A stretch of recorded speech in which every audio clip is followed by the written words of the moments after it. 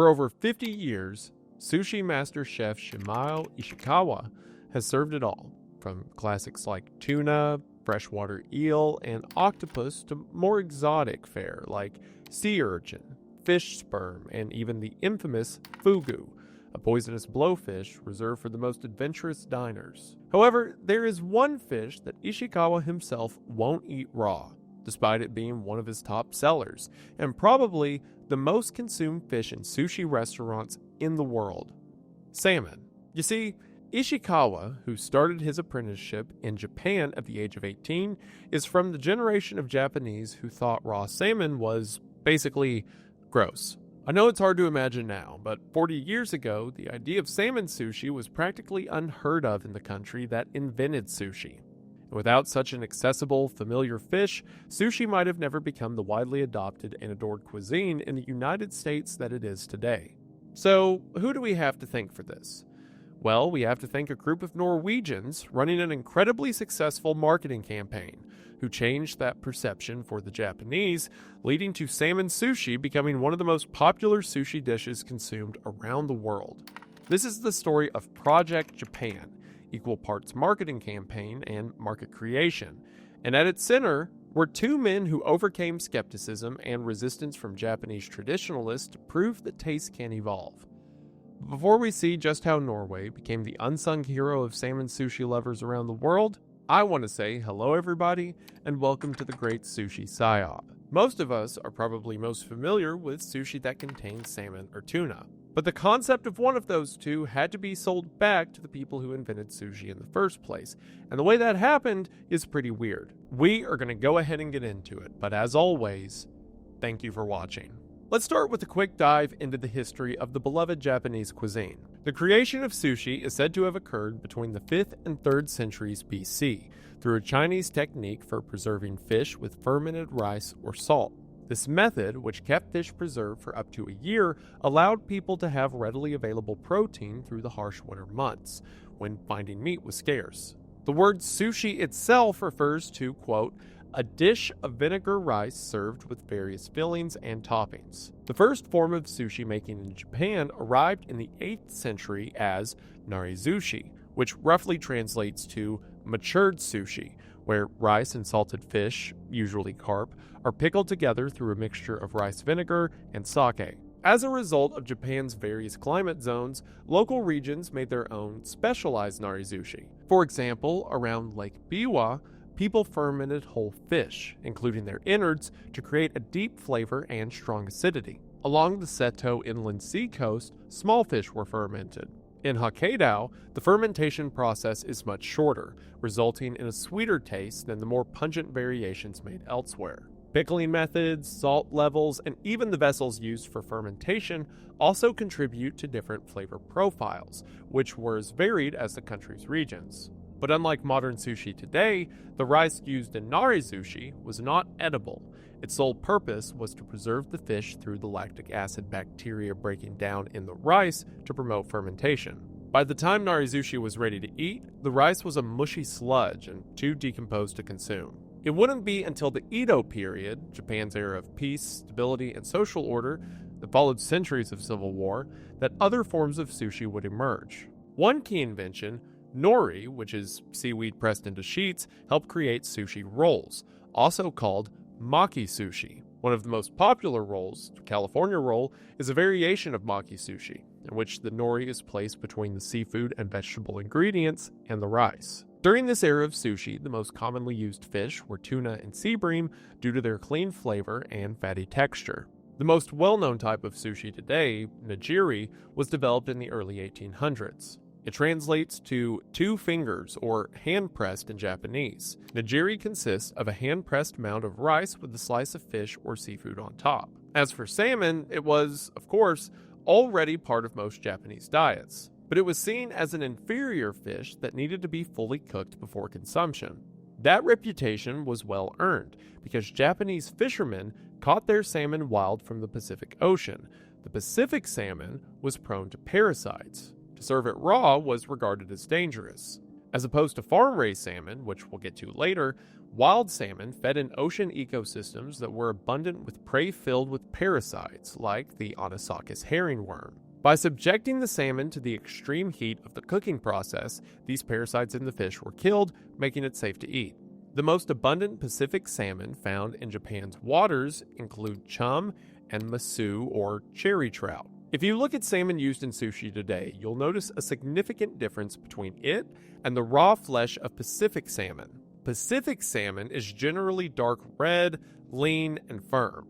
Atlantic salmon, which is used for sushi, is a lighter pink color and carries a softer texture and a milder taste. For centuries, Japan was content with keeping raw salmon out of its sushi. For the Japanese, cooked salmon had a purpose, as it was generally used to bulk out cheap meals. Plus, it was a sustainable source of protein filled with nutrients like omega-3s and vitamin D. But 60 years ago, the country would begin to reconsider its feelings on the famous pink fish. In terms of its seafood consumption, Japan was entirely self-sufficient in the 1970s. They were able to produce enough to feed their entire population without the need to import.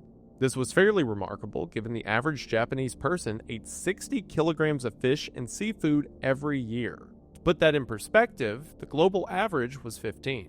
By 1970, Japan was in its fifth consecutive year of economic boom, thanks to its rapid recovery following World War II. After being left with practically nothing after their surrender in 1945, Japan grew in the following years at an astounding rate. The latter half of the 1960s and early 1970s were referred to as the Japanese economic miracle, due to an economic expansion rate of 10% a year.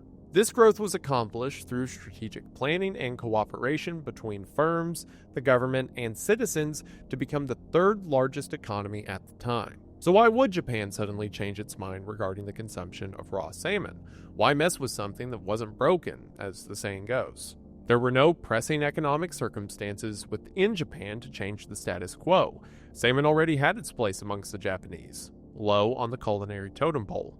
But the circumstances of a very different country almost 5,000 miles away would change the way Japanese people would consider the fish. In 1974, a delegation of Norwegian members of parliament traveled to Japan to strengthen relations between Norway and Japan. Amongst this traveling party was Thor Listau, who was a member of Norway's Fisheries Committee, which I know that Thor's like a fairly common name over there. It's just always funny to see it pop up out of context, because now I'm imagining that when Norway shows up and they have their Fisheries Committee, the god of thunder is wearing a suit coat and discussing the benefits of Atlantic salmon. Thor noticed how, in Japan, tuna was regarded as a high-quality fish that demanded high prices at the markets. He also saw salmon being sold in large numbers at low prices, usually fried or dried. And it's here that Thor recognized an opportunity. Again, I just can't unsee that he's walking through the booths at the fish market with like a giant electrified hammer. See, back home in Norway, the country's developments in farming salmon had created an economic problem. There was a sudden surplus of their fish supply.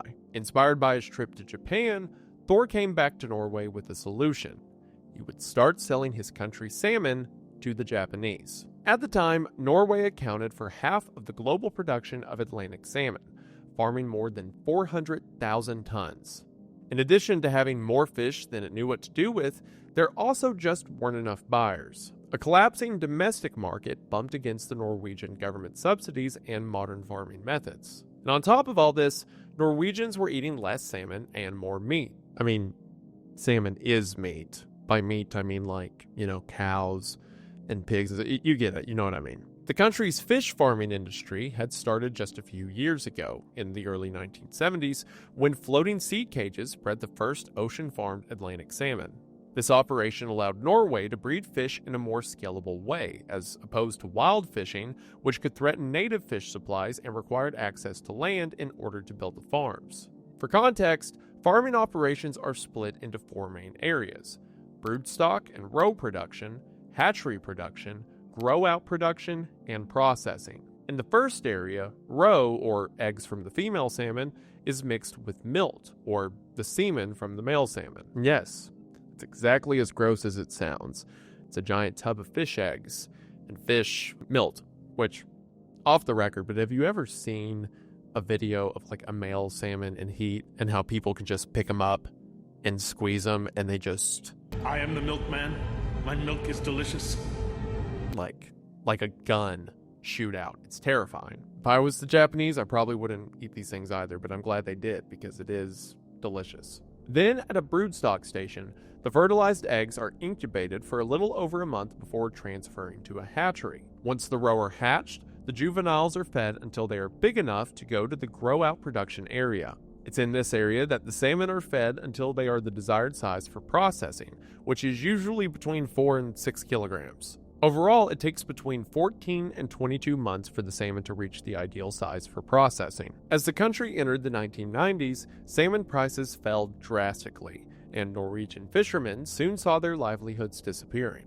Things got so bad that the sales union for both the fishermen and salmon farmers folded, and the banks who lent money to the fisheries sector fell under extreme pressure. In other words, the salmon bubble was bursting. What happened during this time was similar to the cheese caves in the United States.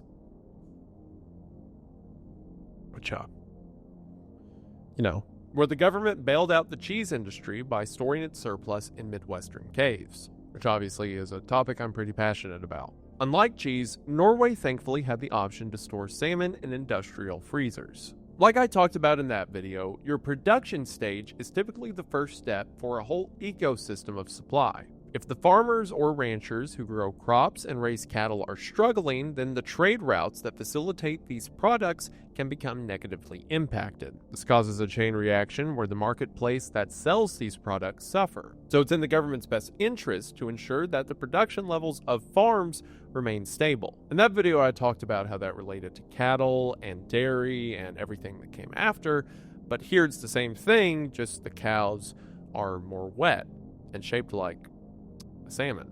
To be clear, Norway was exporting salmon to Japan during this time, but nowhere near a level that would have helped the Norwegian surplus. This is where Thor came in.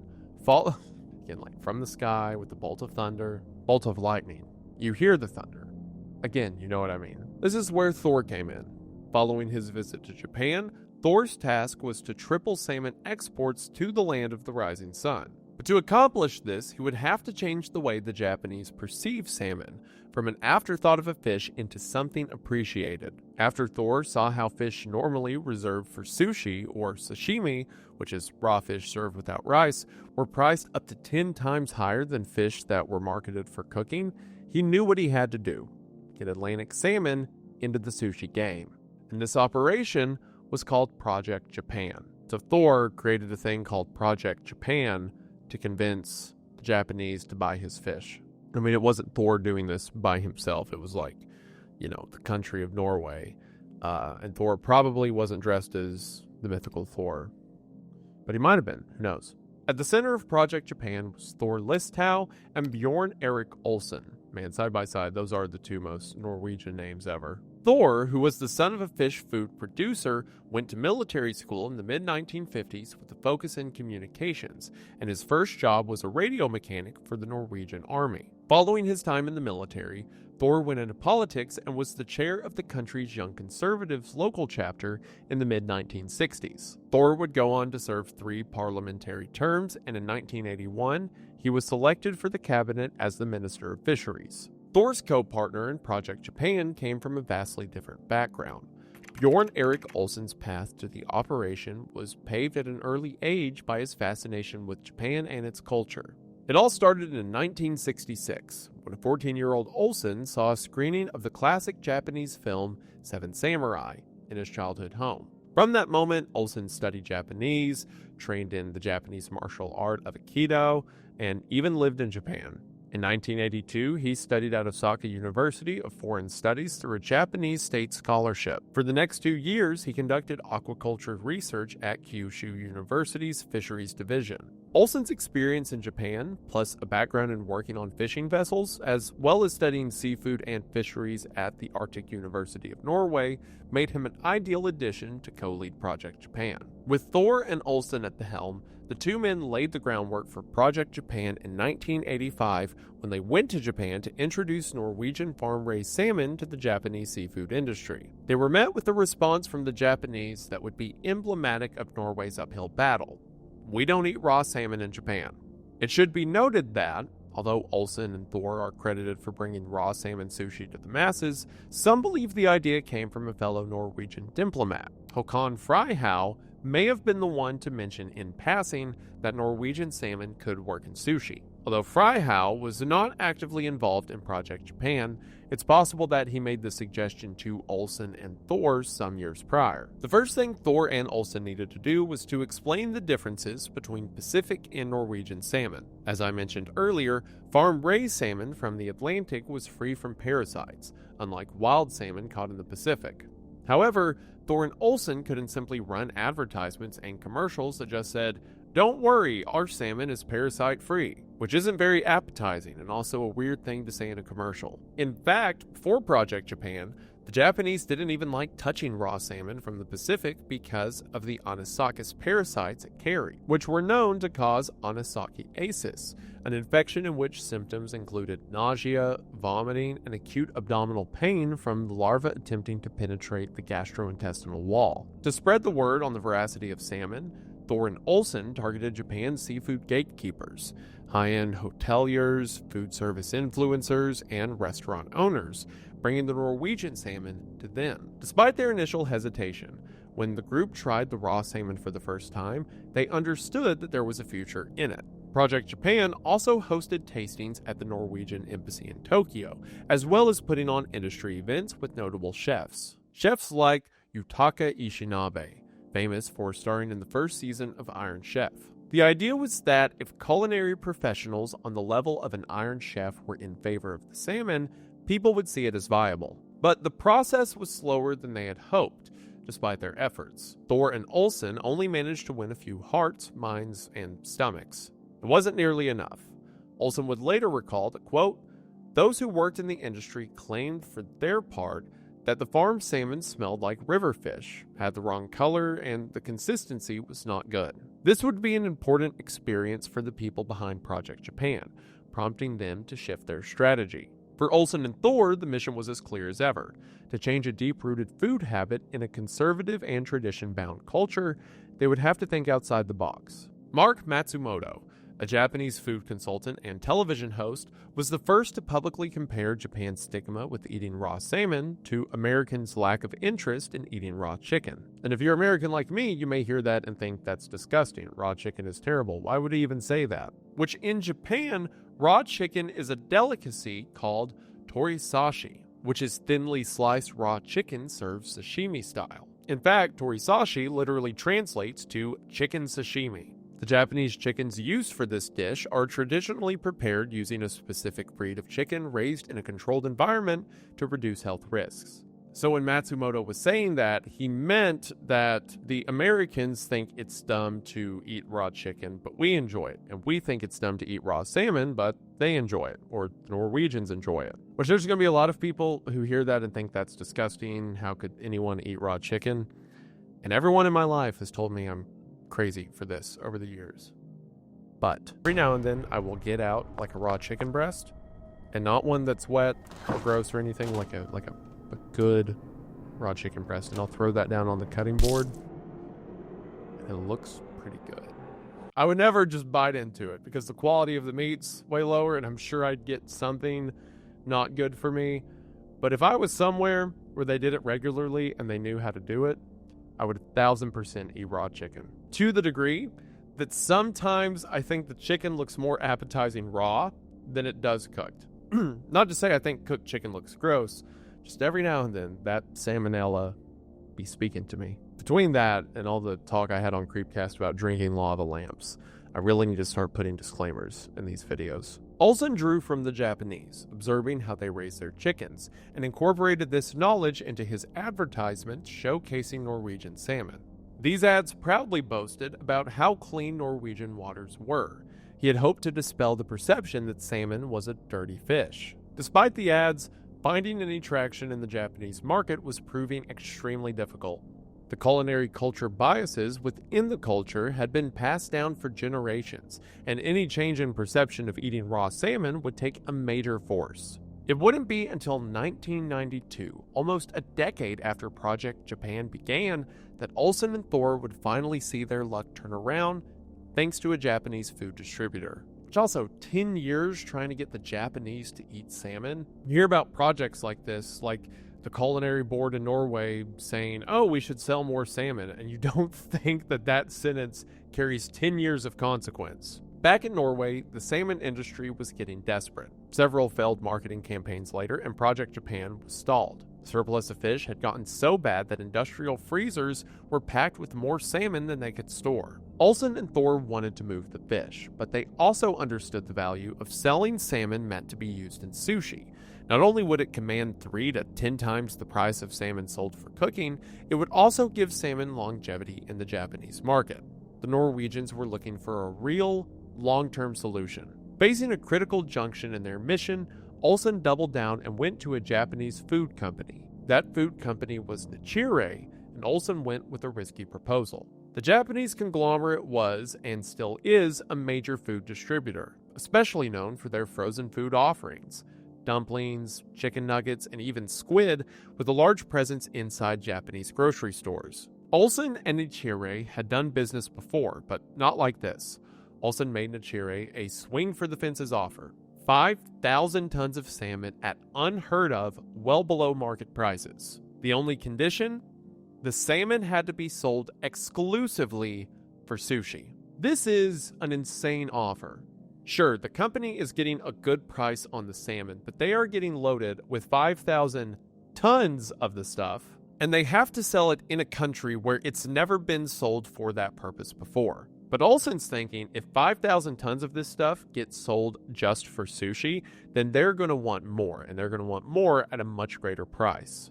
And keep in mind, Olsen wasn't selling the 5,000 tons well below the market price of sushi salmon. He was selling it way below the, at the time, Japanese price of salmon, which was the bottom dollar stuff. So if this goes well, Nichire gets like 1,000% markup on all the fish they buy. But to make that money, they just have to single-handedly convince a country that they want to eat this thing they've never ate for this purpose before. Well, Nichire took the offer, making it the first major Japanese company to sell raw salmon specifically for sushi. With Nichire committed, Olsen took this opportunity to double down on rebranding the Norwegian salmon. He asked Nichire to call the imported fish Norway salmon, which is translated to Norwegian salmon.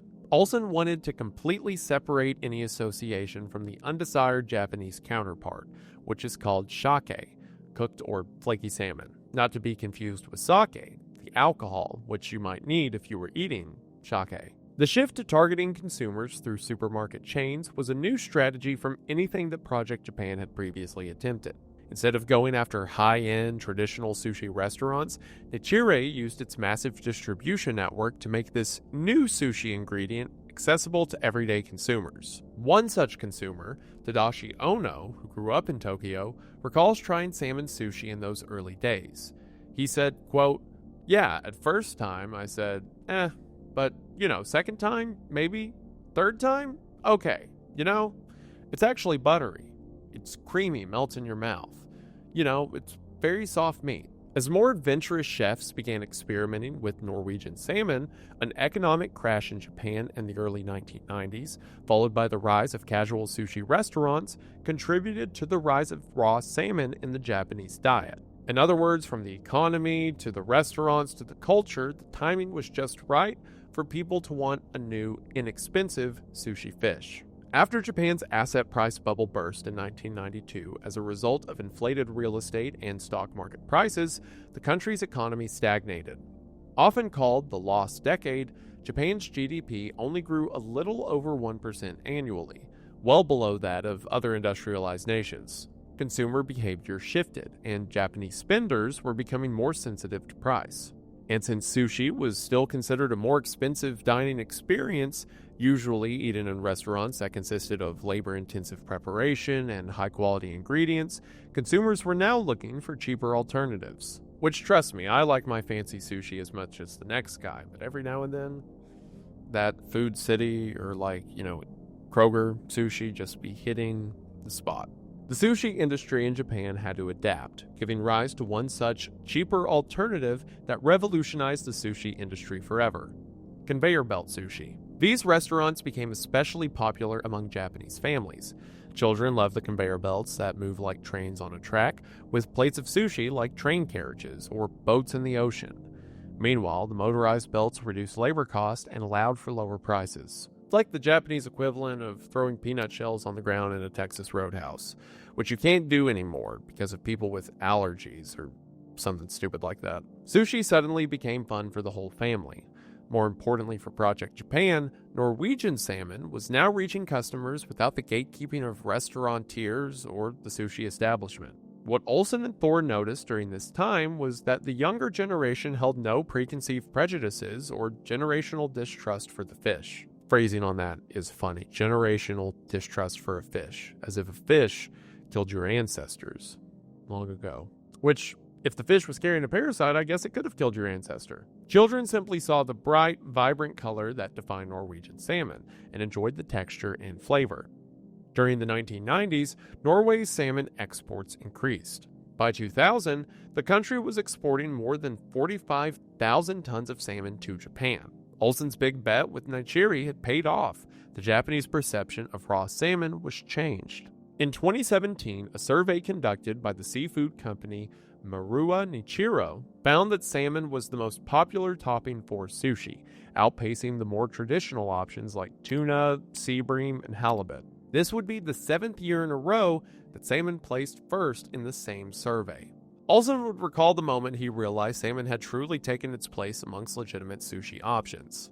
As he was walking around Tokyo, he noticed that the little plastic sushi replicas in the restaurant windows were now prominently featuring salmon sushi. Quote, "I saw there was salmon now, plastic copies in the sushi shops. I thought, this is really a breakthrough." Even for Master Chef Shimao Ishikawa, who still won't touch raw salmon today, the demand for it's too great.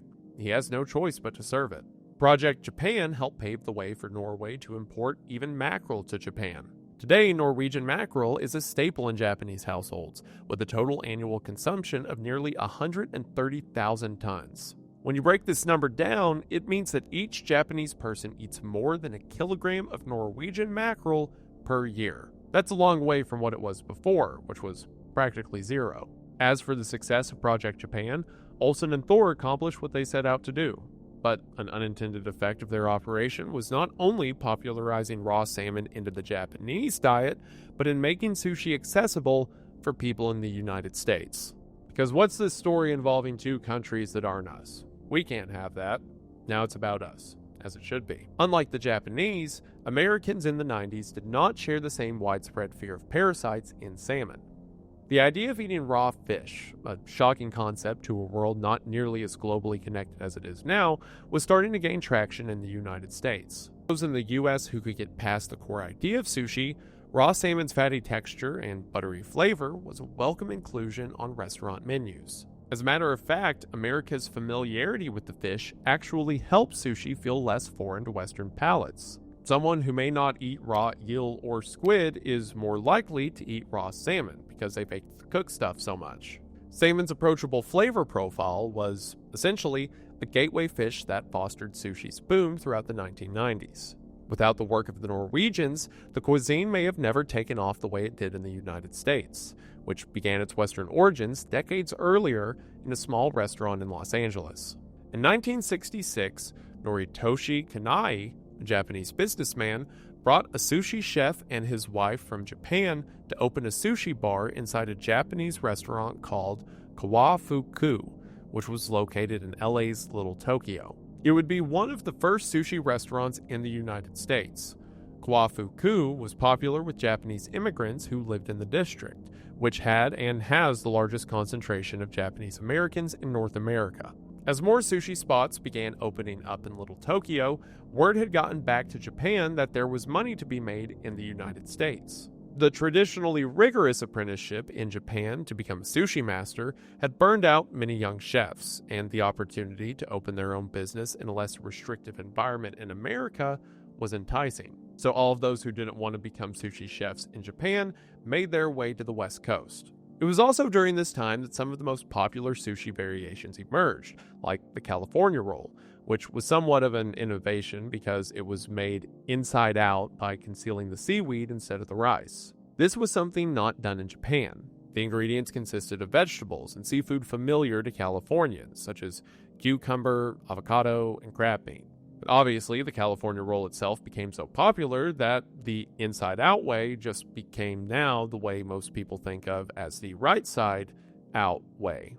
Right side in way, you get it. Another catalyst that sparked extreme interest in Japanese culture during the 1980s was the television adaptation of James Clavell's 1975 novel, Shogun. The show, which depicted Japanese wardrobes, food, and history with a level of authenticity that had never been seen on American screens, sparked a national interest in all things Japanese, including sushi. The series was not only a smash hit with audiences, but because of the academic research and historical accuracy that was put into the show, Shogun became required viewing in high schools throughout the 1980s.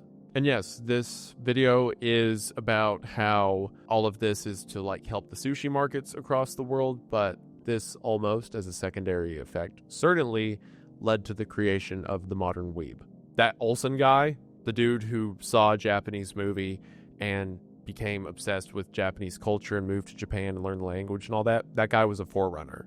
Because that guy now is just really into Attack on Titan and animes whose name I can't say in public without being embarrassed. The next time you hear someone say uwu unironically, or I guess ironically, just know it's all a consequence of the sushi game. That's how big this stuff is. The show's success was at the nexus of an economic boom in Japan that had seen many Japanese businesses come to the United States during this time. As a result, a new wave of Japanese immigrants who were homesick for the food they grew up on helped sushi restaurants become more popular in America. The demand for sushi has also brought some criticism against a fish farming industry that has grown and thrived under sushi's popularity. Critics have claimed that farming fish causes a faster spread of disease and parasites, destroys the surrounding environment, and contributes to ocean pollution. Just like other large-scale farming operations, animals packed together in a confined environment are perfect for the rapid spread of disease. To combat the possible spread of this disease, antibiotics are used in salmon farming to prevent and cure disease. However, this contributes to antimicrobial resistance, which is when bacteria, viruses, and even parasites evolve to no longer respond to the drugs designed to kill them. Countries like Norway reportedly use far less antibiotics in their farming practices, while other parts of the world, like Chile, have a much higher use. In fact, Chile was on track to become the fastest growing producer of salmon, but their operations were derailed between 2007 and 2009 when a major outbreak of an infectious salmon anemia, or ISA, swept through the country's salmon population. The disease, which is caused by the Isovirus solaris virus, carries a 90% mortality rate, which a 90% mortality rate of anything is absurd. Getting shot in the chest has to be 85. The outbreak led to a 60% decrease in Atlantic salmon production as well as the loss of 8,400 jobs. The biggest concern, however, was the risk of any diseased salmon escaping into nearby waters. If they were to infect the wild species, well, the consequences on the entire ocean's ecosystem would be devastating. The main cause of any of these escapes is mismanagement, like the incident that occurred on August 22, 2017 in northwestern Washington state. A salmon farm owned by seafood company Cook Aquaculture said they experienced extreme tides following a solar eclipse. The high tides ripped the farm apart, breaking open the pens that the salmon were being kept in. Tens of thousands of Atlantic salmon found their way into Puget Sound and instinctively began swimming upstream towards local rivers in order to spawn, or in other words, breed, or in other words, do the weird shooty thing that I talked about earlier. After an investigation, the farm's claim that the tides had been caused by an eclipse were found to be a lie, which is also a crazy lie, because if you give a specific date that you say an eclipse happened, literally everyone can check. According to the Washington State Department of Natural Resources, inadequate cleaning of the pens had actually been the cause of them breaking. These holding areas were supporting 6 times their own weight in biofouling, which is the accumulated microorganisms, plants, or small animals that are not wanted on the ocean surface. In other words, they didn't clean the tanks for a really long time. By the end of the ordeal, an estimated 243,000 to 263,000 salmon had escaped, much higher than Cook's initial estimate of 4,000 to 5,000. Which again, like the eclipse, people can check that. Hey man, how many salmon did y'all lose? Like 4,000 to 5,000? Okay, cool. Well, we just counted, and you're missing 250,000. Yeah, it's like close to what I said. Most of the salmon were caught, with the captured salmon being sold back to Cook for $30 per fish. Cook attempted to increase that offer to $42 per fish on the condition that the Lummi Nation, a Native American coastal tribe for whom the salmon is sacrosanct, agreed to abandon their pursuit of banning salmon aquaculture in Washington.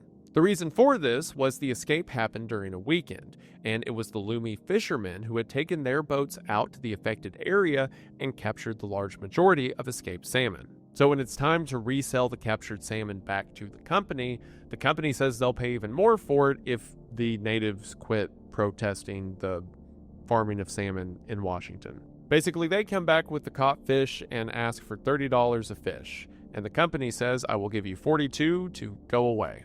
Remember, always capitalize on a crisis, kids. The Lummi refused Cook's offer, and as a result, the Washington State Senate passed a law in March of 2018 that banned the farming of Atlantic salmon in the state until last year in 2025. But as harmful as escaped fish can potentially be to local ecosystems, one of the biggest points of contention aimed at salmon farming is the dye used in fish feed, which affects the final product used in sushi. Wild salmon feed on a diet of shrimp and krill, which contain carotenoids, or natural pigment compounds that prevent the color of salmon flesh from becoming white.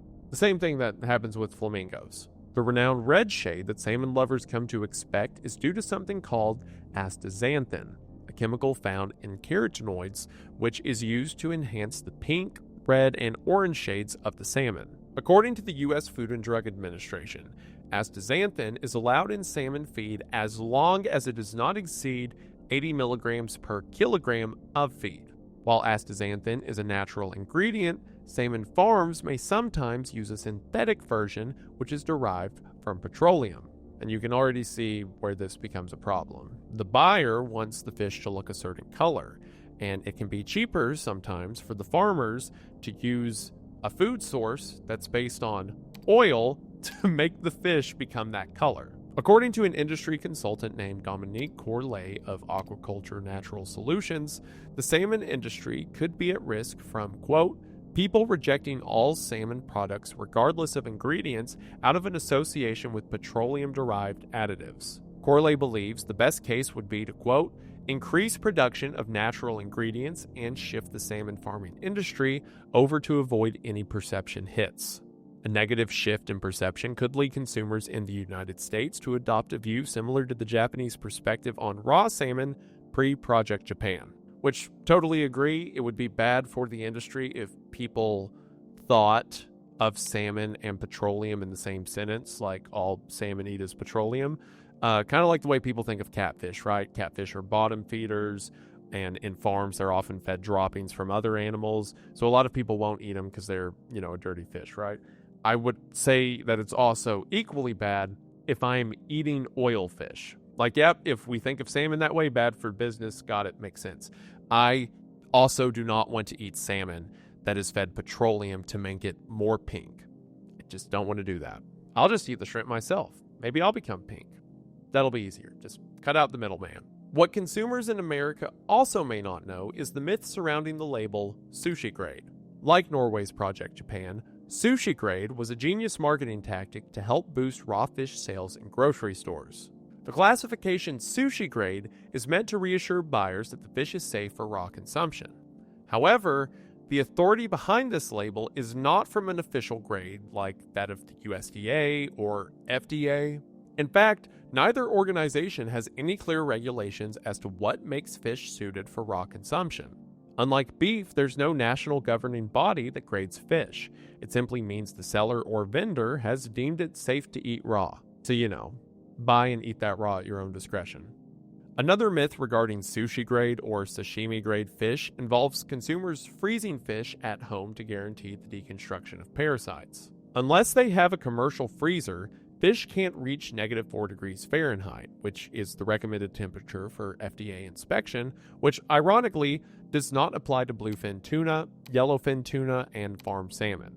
Most people believe that freezing fish at home is better than nothing.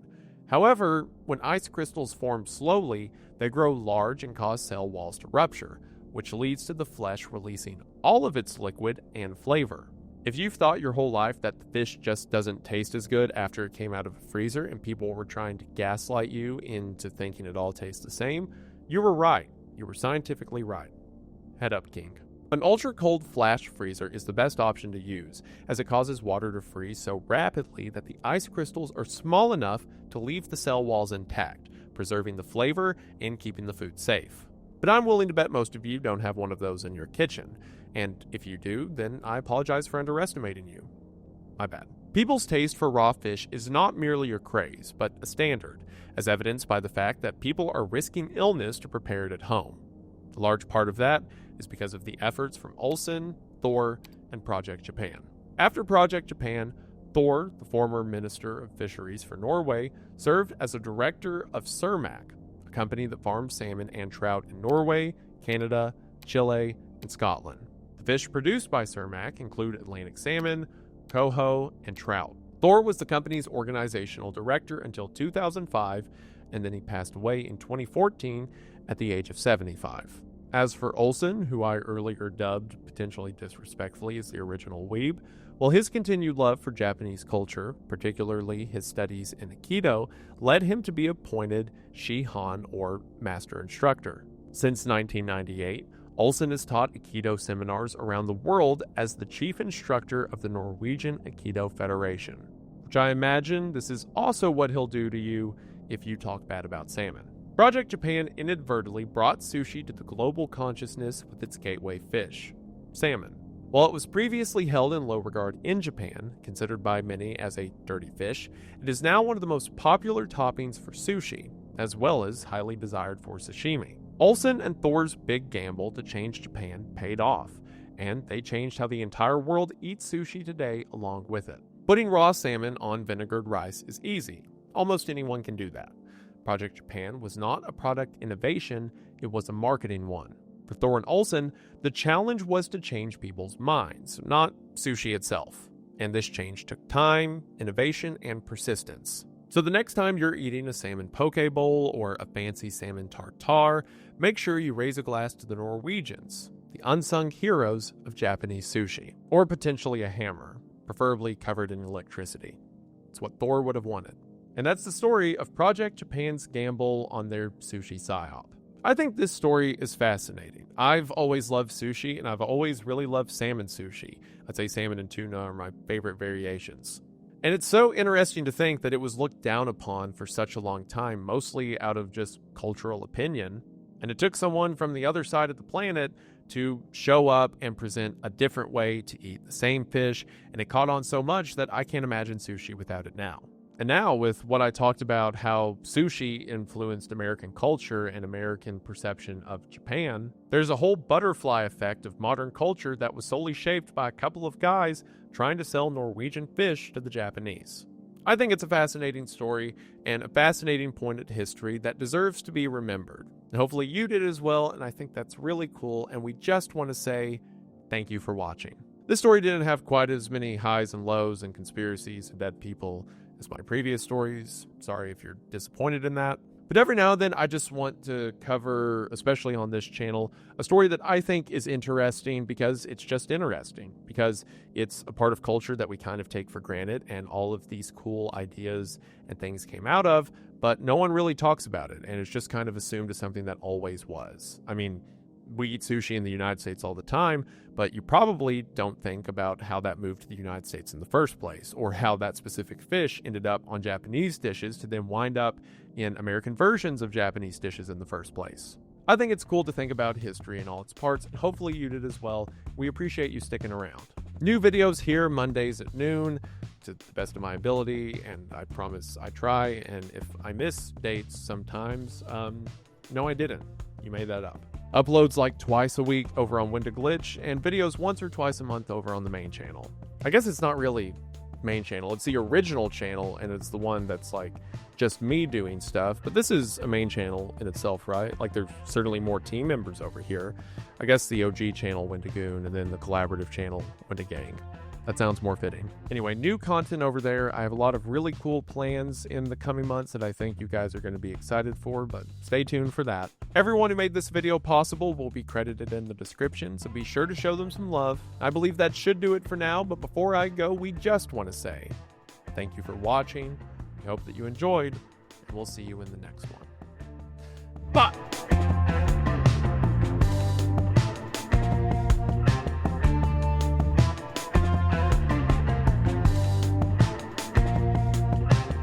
I bet you there's a place in the United States I can get some raw chicken. Like, not, I know I can go to a grocery store and just like bite into the raw breast, but I mean like I need someone who knows what they're doing to lead me on that journey before I'm brave enough to do something like that. I'm not saying I'll never do something like that. I just need to dip a toe in the water first. I'll find that raw chicken. I'll do it.